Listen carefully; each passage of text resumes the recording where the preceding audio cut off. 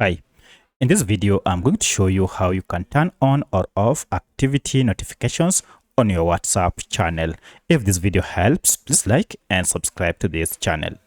Now to do this, go to your WhatsApp channel and tap on it to open more details. From here, scroll down and you should see we have notifications here. Now, if you tap on notifications, we have two types of notifications: follower activity notifications and also admin activity notifications. We are interested in admin activity notifications.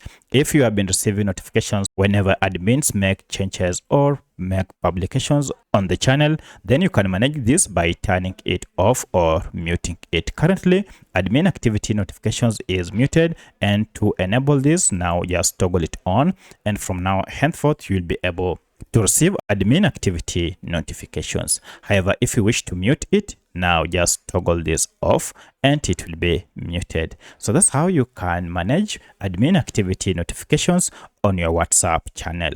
If you have any other question, kindly let me know in the comment section. Otherwise, thanks for watching and let's meet in the next video.